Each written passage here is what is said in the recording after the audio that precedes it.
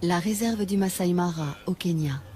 L'un des lieux emblématiques de la vie sauvage, avec ses hôtes de toujours, les herbivores en perpétuel mouvement et les carnassiers en embuscade. Cette image de la savane africaine s'impose comme une évidence. Pourtant, les scènes qui vont suivre nous montreront que l'existence de tous ces animaux ne se résume pas à la simple alternative manger ou éviter d'être mangé.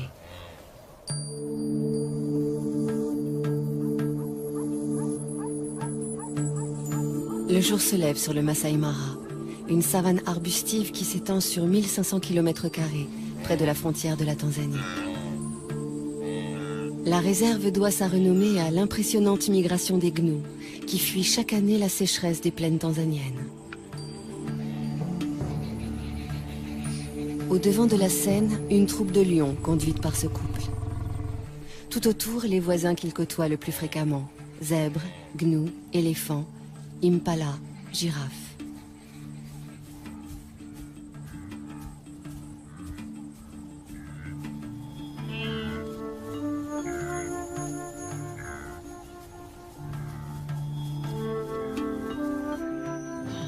Les amours de ces deux lions constituent à eux seuls une pièce en plusieurs actes.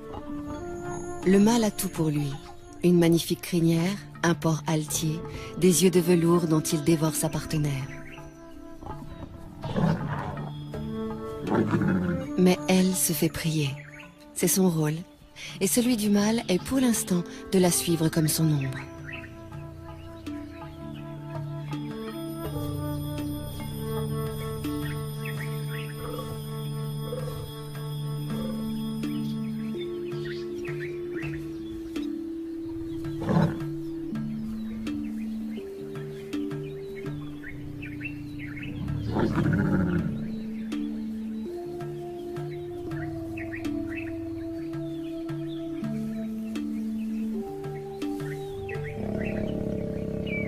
Les chaleurs de la lionne durent 4 à 6 jours, avec au moins 24 heures de prémices, approche prudente, présence assidue mais discrète.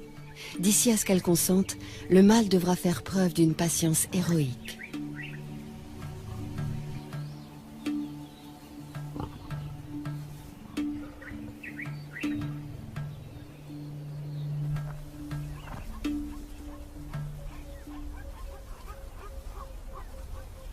Pourquoi tant d'herbivores dans le Masai Mara? Parce que nous sommes en février, période où cette savane offre une herbe fraîche, riche en protéines. De jeunes pousses surgit 2 à 3 semaines après les pluies. Pour s'en repaître, les gnous sont prêts à parcourir 700 km depuis les plaines du Serengeti au sud.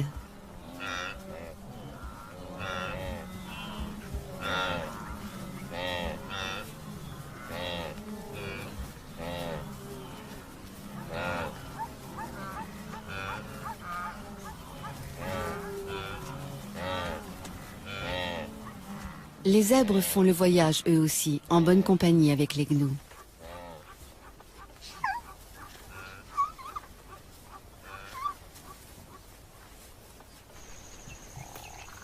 Comme il se doit, les lions prennent leur tribu sur ces troupeaux, ou plutôt les lionnes, puisque ce sont elles qui chassent.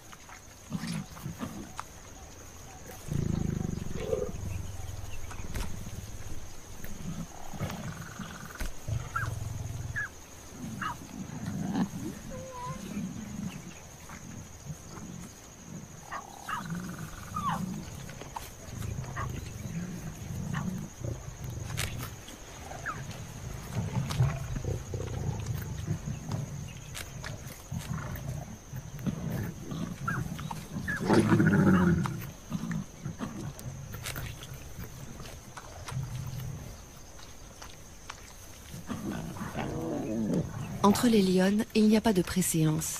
Chacune dévore autant qu'elle peut. Les lionceaux, qui ont encore leurs dents de lait, ne peuvent pas mordre dans la chair comme les grands. Si on les a conviés au festin, c'est pour éviter de les laisser seuls sans surveillance. Et aussi pour les familiariser avec l'odeur du sang, éveiller leur instinct de chasseur.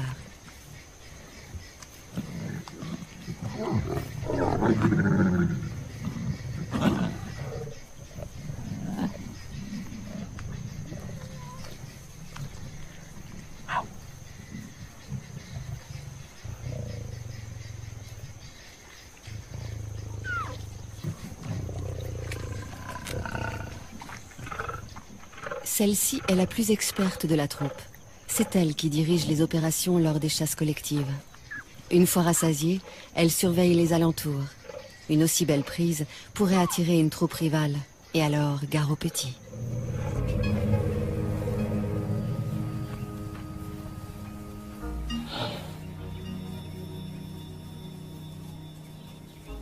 Marcher des jours, des semaines pour trouver les bonnes plantes, c'est le lot de tous les herbivores du Masai Mara. Les éléphants choisissent de se déplacer au petit matin pour éviter les grosses chaleurs. Quel ennui, ces longues traversées pour des adolescents toujours prêts à jouer.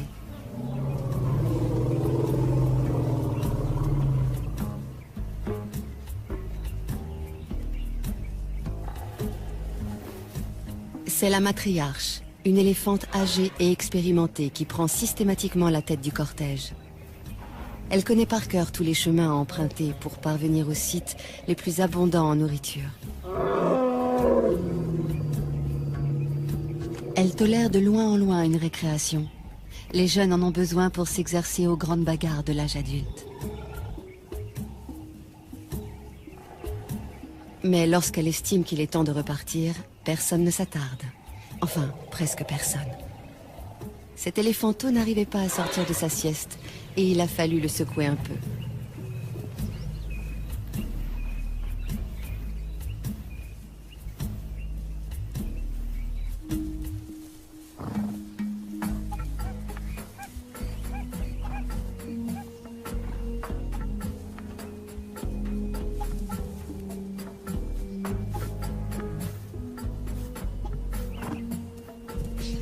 Un étalon pour plusieurs juments qui lui restent fidèles toute leur vie. Les petits harems que forment les zèbres de Burchell vivent plutôt harmonieusement, avec juste les querelles d'usage. Du moins tant que ces différentes familles peuvent s'isoler les unes des autres. Mais à l'époque des migrations, surtout si elles coïncident avec celle des amours, la promiscuité génère de violentes rivalités entre les adultes.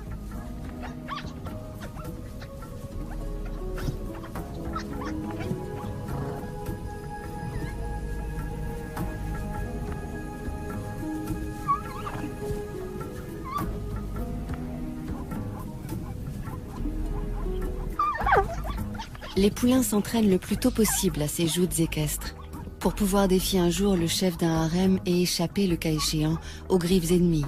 Une ruade bien placée peut tuer une lionne.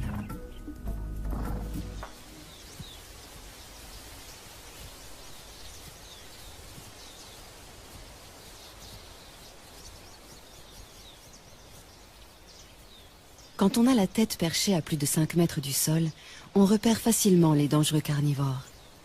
C'est l'un des avantages de cette morphologie insolite. L'autre étant de pouvoir atteindre les sommets des arbres inaccessibles aux herbivores lambda.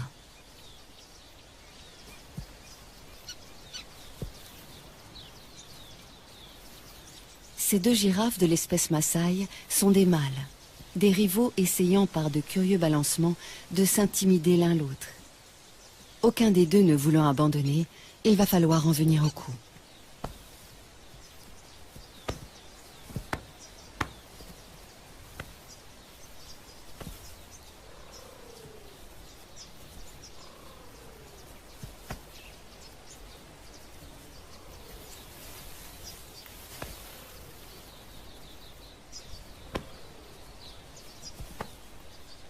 Dire qu'avec ces mêmes gestes, en plus lents et plus doux, un couple de girafes peut se faire la cour.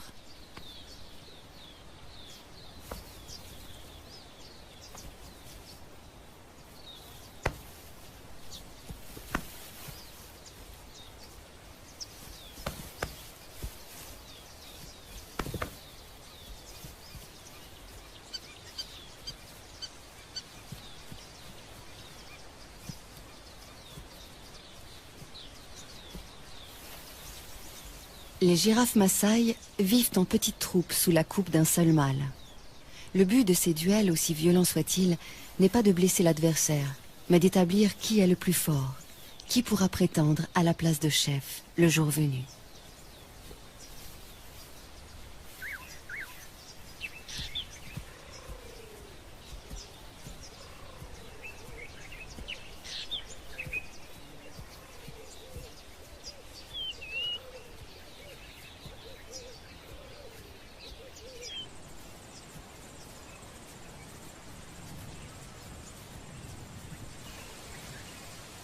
À longueur de journée, les troupes qui comptent parfois jusqu'à 30 ou 40 femelles et jeunes se déplacent pour chercher de la nourriture.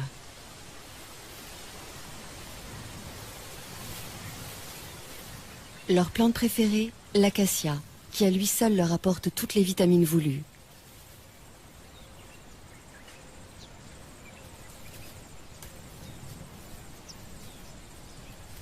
L'acacia est hérissée d'épines, mais peu importe. Les girafes ont la bouche totalement insensible et la langue assez souple pour détacher les feuilles sans s'égratigner.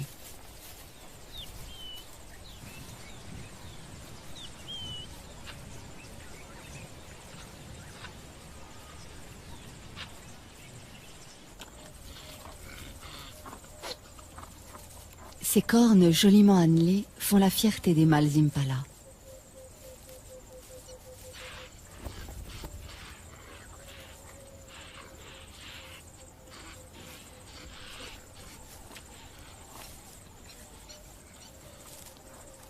Elles peuvent mesurer jusqu'à 80 cm et ont un pouvoir de séduction qui ne laisse aucune femelle indifférente.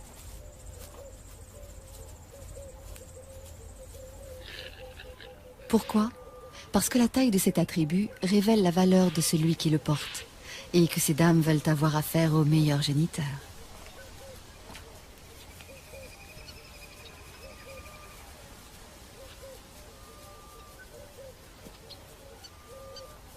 À la saison des amours, le mâle dominant s'approprie un vaste territoire. Les femelles qui traversent son fief sont à lui et il repousse quiconque essaie de les approcher. Une tâche exténuante, surtout que ces harems de 100 femelles ou plus attirent de nombreux prétendants fortement motivés.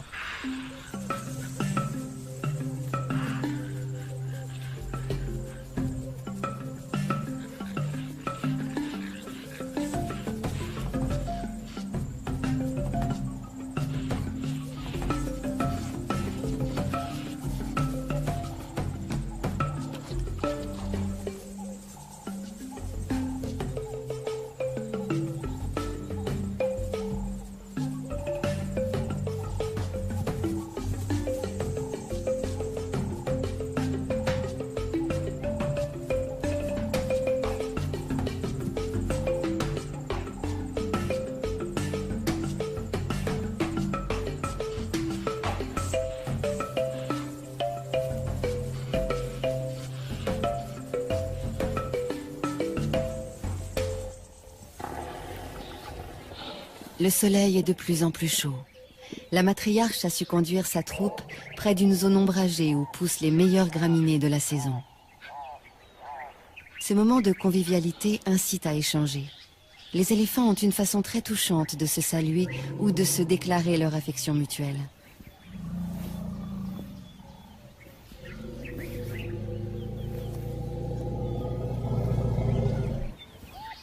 Quel extraordinaire outil que cette trompe. Plus de 100 000 muscles, une fonction préhensile, une souplesse très commode, et suffisamment sensible en plus de cela pour exprimer des sentiments.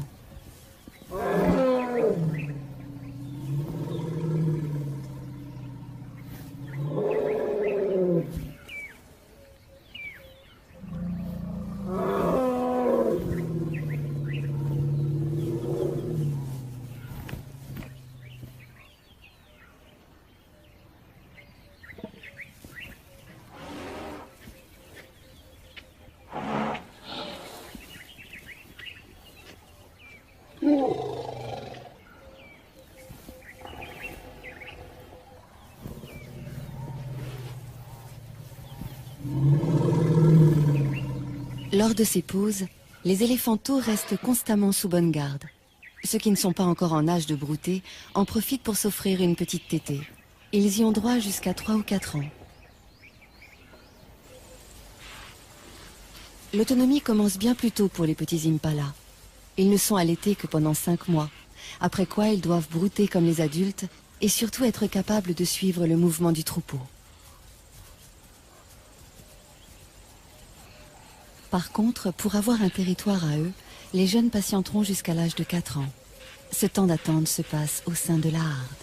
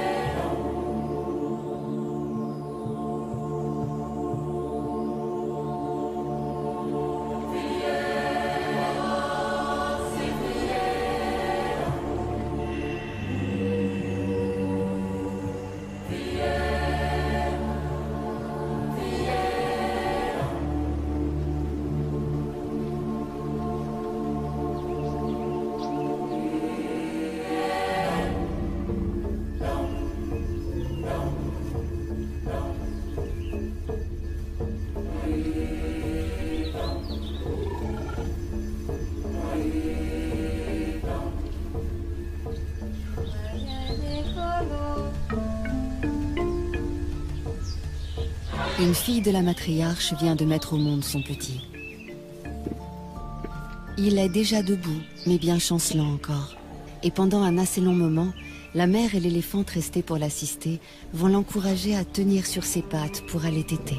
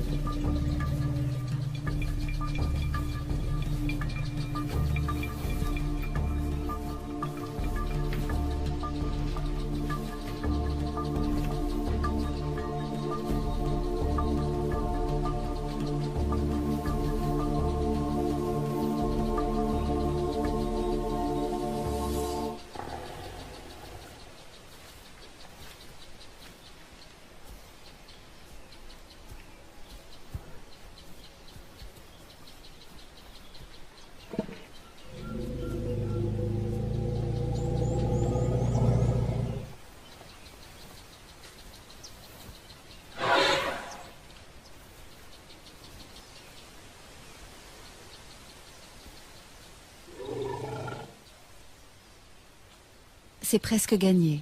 Qu'il tète goulûment et il aura trouvé la force de vivre. Il grandira entouré de sa mère et de ses auxiliaires d'éducation. Tante, marraine, grande sœur. La doyenne de la troupe se charge instinctivement d'entretenir et de transmettre la mémoire collective de la famille.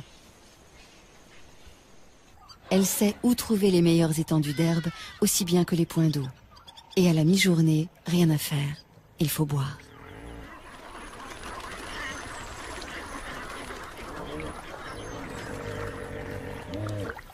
Ce ne sont pas 3 hippopotames somnolents qui vont les empêcher de se désaltérer.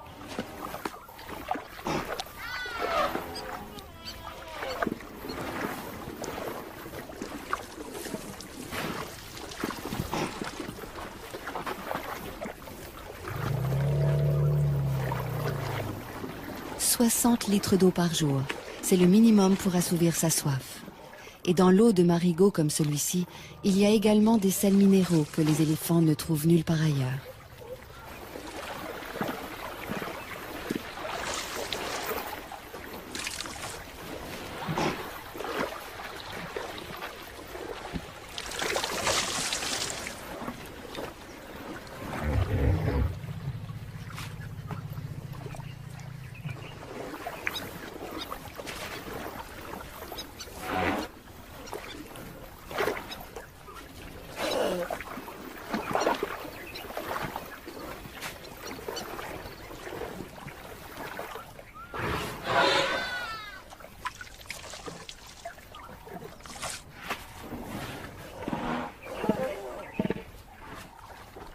Les mares sont non seulement des abreuvoirs, mais aussi des points fixes où les mâles solitaires peuvent reprendre contact avec la troupe pour éventuellement s'accoupler avec des femelles.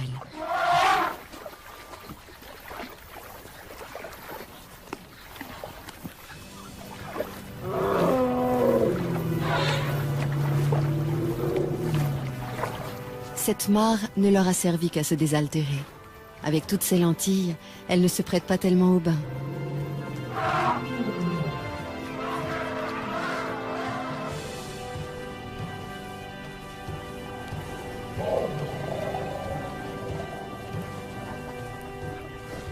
Le bain est indispensable pour éliminer les poux qui s'incrustent dans les replis de la peau. Bain classique dans l'eau, bain debout, tout aussi radical pour asphyxier les parasites, ou encore une douche de gadou.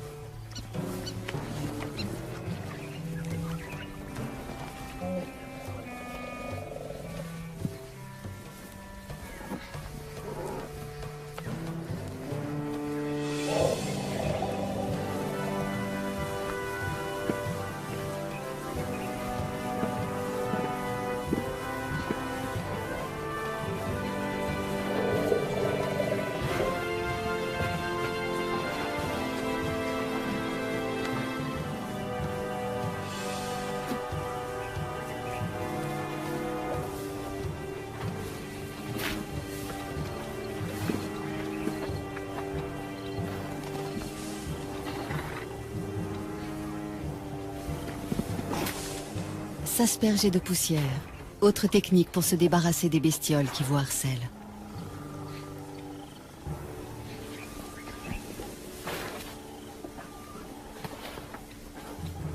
Pour les soins d'hygiène, les buffles s'en remettent à un nettoyeur professionnel, le pique-bœuf, ravi de trouver de la nourriture à si bon compte.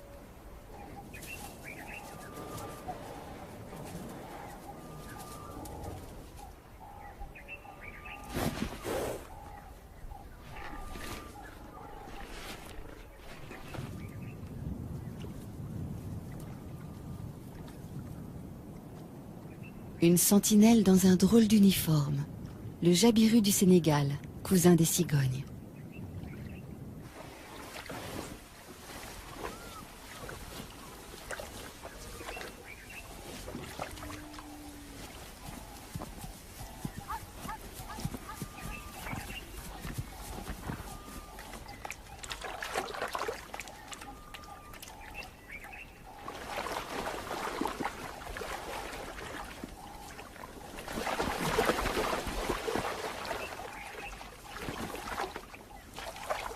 Trouver de quoi boire est une obsession quotidienne pour toutes les espèces de la savane. Chez les zèbres, un étalon est plus sûr de séduire des femelles s'il choisit un territoire près d'un point d'eau. Seulement, du fait même qu'il attire tant d'animaux, un point d'eau est à la fois source de vie et menace de mort. Car souvent les prédateurs sont embusqués non loin.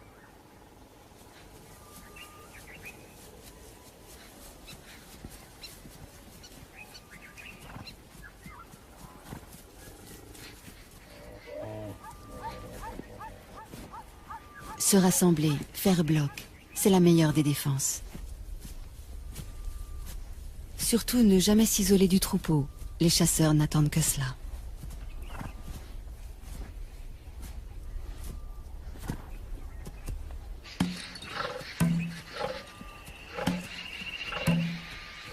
Pour une fois, les zèbres se sont affolés inutilement. Les lions venaient juste se désaltérer. La proie qui s'agite tout près, c'est le hasard qui vient de la mettre à leur merci.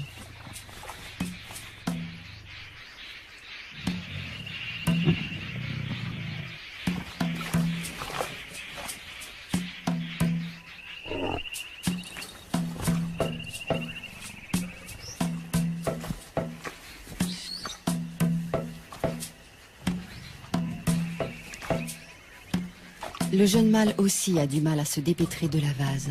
Mais hélas, moins que le zèbre lourdement handicapé par son poids.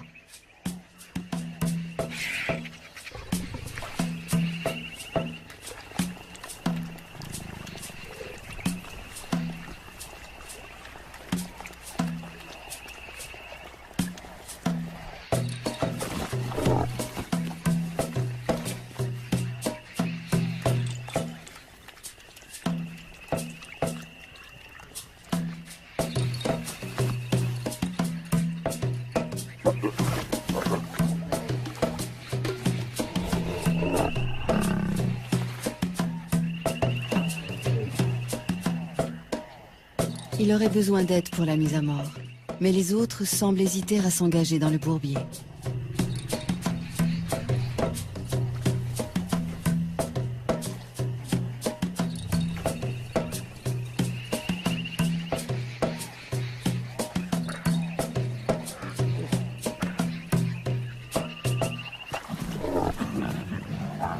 Certains préfèrent chahuter pour l'instant. Il ne leur reste plus beaucoup de temps pour ces jeux insouciants. À 3 ans, ils seront expulsés de la troupe, priés de se débrouiller seuls et de trouver ailleurs un groupe de femelles à séduire.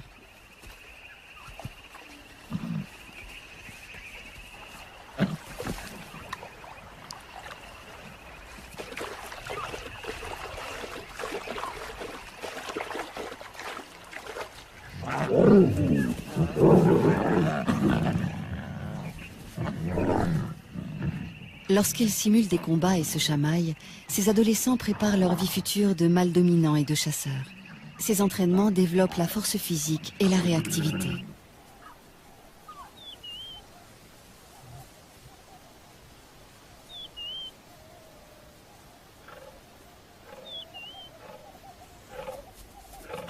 Quand la troupe est occupée ailleurs, une lionne se charge de garder les lionceaux. C'est une des règles de leur système communautaire, ne jamais laisser un petit seul.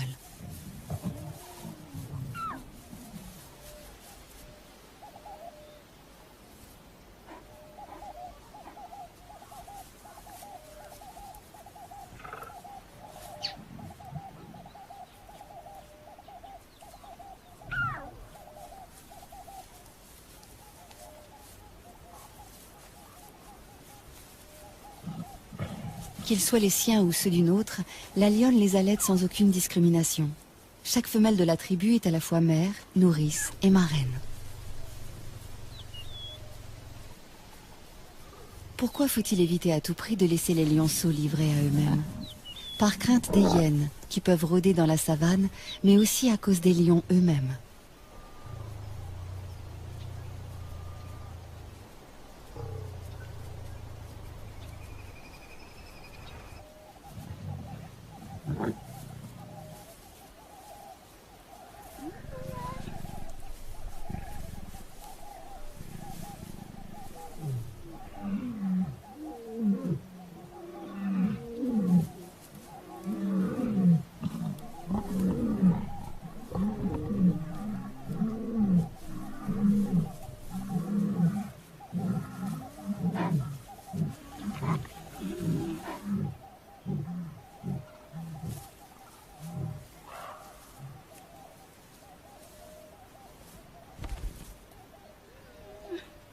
La babysitter est sur ses gardes. Elle sait bien que les jeunes mâles célibataires qui errent en quête d'une troupe à conquérir sont parfois affamés, hargneux, donc dangereux.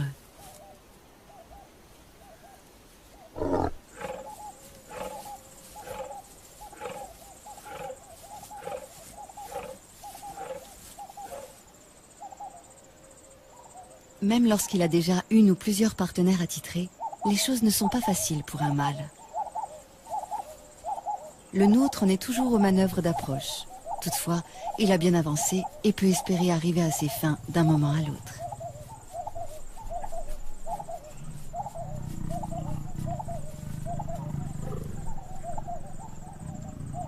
Le premier des quelques 200 accouplements qui auront lieu pendant leur idylle. Désormais, il y en aura un tous les quarts d'heure environ.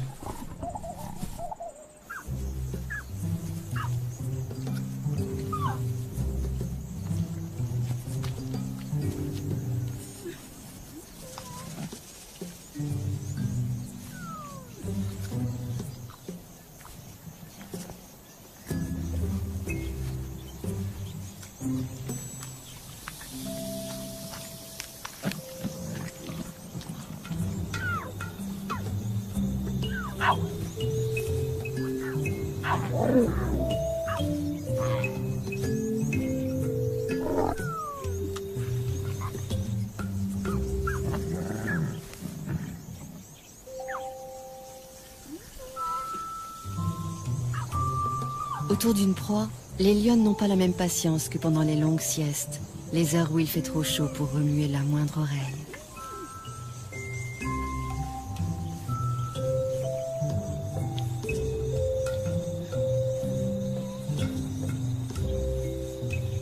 Encore que pour les lionceaux, les siestes se transforment immanquablement en bagarres sans fin.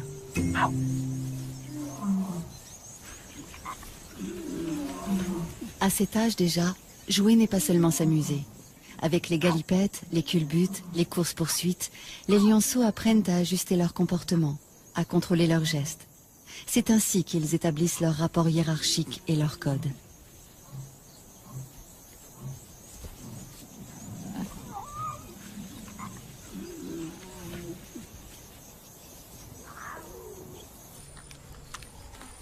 Une carcasse de seconde main, celle d'un gnou à demi dévoré déjà par une tablée de lions. Les éboueurs de la savane ont pris leur place. Une fois abandonnée, une charogne est à tout le monde. Les chacals n'ont pas plus de droit sur elle que n'en ont les marabouts.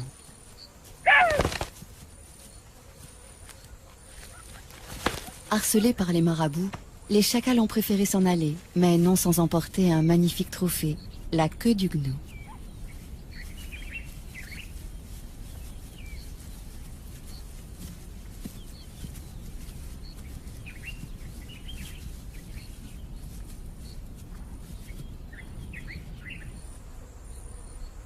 L'un d'eux a eu finalement des regrets. Pourquoi avoir délaissé une si belle proie? La mémoire ne tarde pas à lui revenir.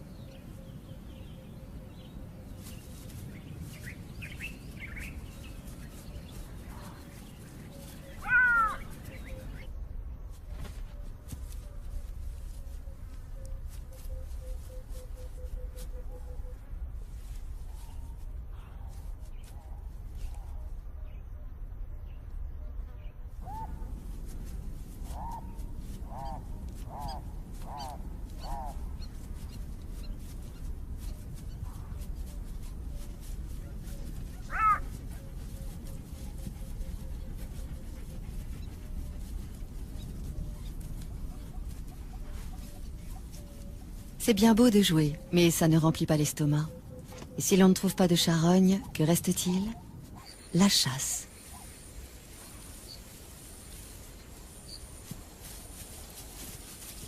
Les topis, comme les gnous, savent utiliser cornes et sabots quand il s'agit de défendre leurs petits.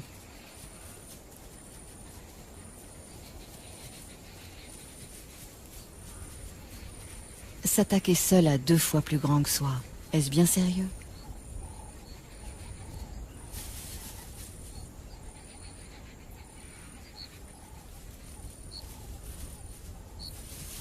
Il faudrait, c'est évident, s'y mettre à plusieurs, mais où sont les renforts?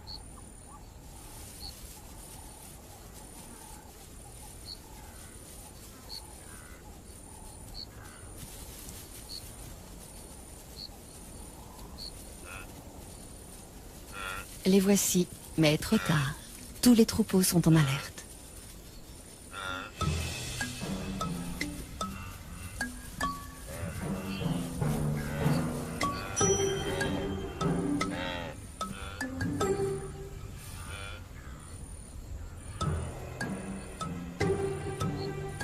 Des gnous, on connaît surtout les immenses cortèges marchant vers leur terre promise. Quand un troupeau interrompt sa progression, c'est pour la bonne cause, l'amour. Les mâles, âgés d'au moins 3 ans, cherchent à rassembler autour d'eux le plus possible de femelles. Pour cela, ils font de grandes cavalcades et jouent à se battre, juste pour attirer leur attention.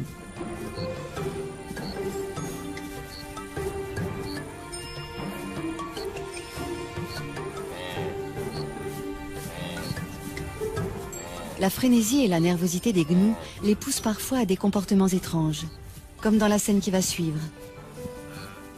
Un bébé de quelques heures à peine, rudoyé par plusieurs adultes.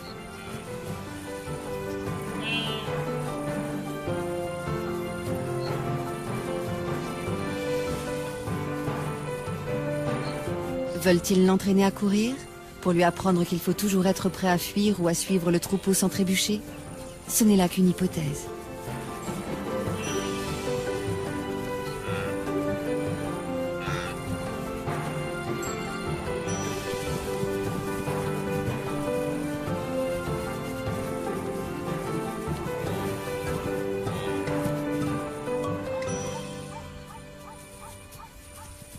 D'instinct, le petit gnou suit sa mère comme son ombre. S'éloigner d'elle, surtout quand le troupeau se met en marche, c'est risquer de la perdre. Et mourir à coup sûr car aucune autre ne la remplacera. Une mère gnou n'accepte jamais de nourrir un autre petit que le sien.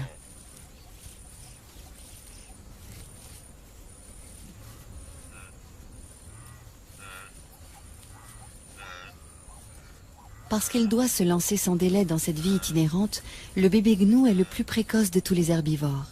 Il est debout et en état de marcher 10 minutes après sa naissance. Ensuite, il n'a plus qu'à suivre le grand mouvement collectif qui lui fera parcourir, s'il résiste à tous les aléas, des dizaines de milliers de kilomètres par an.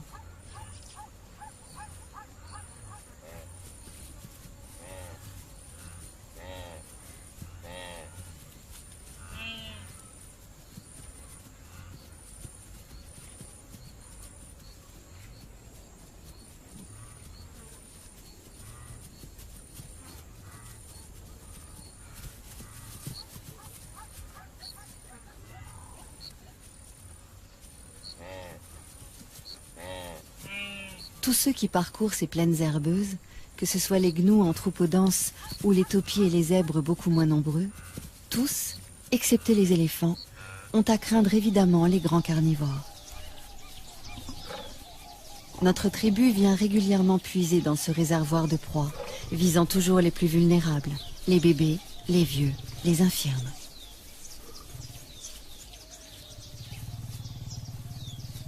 Sans doute les lionnes ont-elles fait bonne chère il y a peu, car la chasse n'est pas à l'ordre du jour. L'humeur est plutôt câline et espiègle.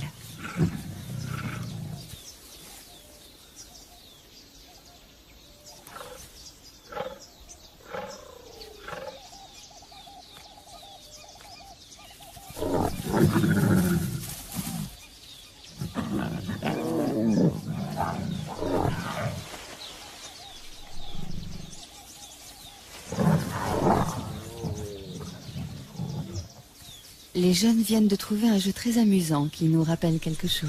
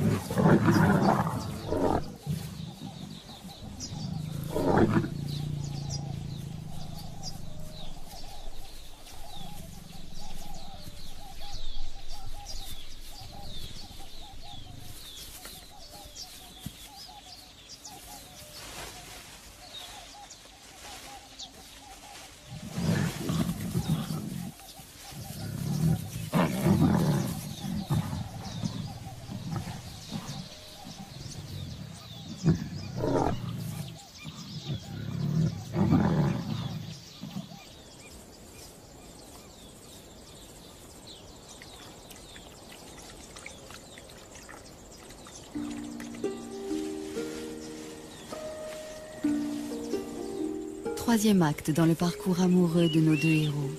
Roméo vient réclamer ou proposer une énième copulation.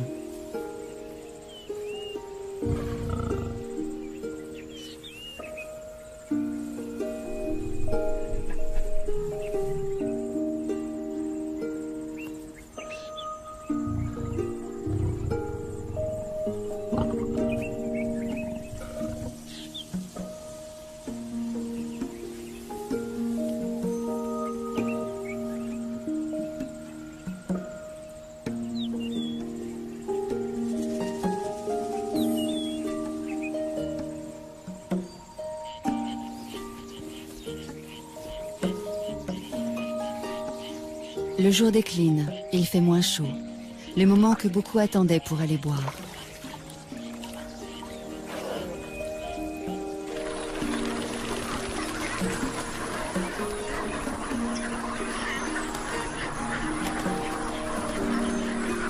Autour de la mare des lions, tout semble palpiter au ralenti, comme si la fatigue de la journée se faisait sentir chez toutes les espèces.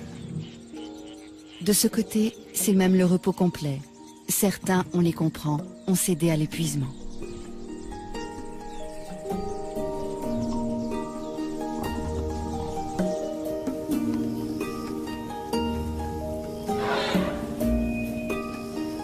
La nuit va bientôt tomber sur le Masai Mara où évoluent jour après jour les éternels nomades, les chasseurs chevronnés et tant d'autres animaux.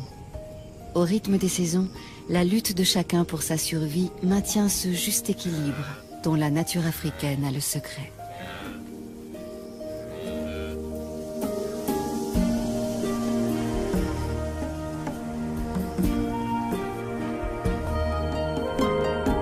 Demain, nous gambaderons dans la nature australienne à la rencontre d'un animal bondissant, le kangourou.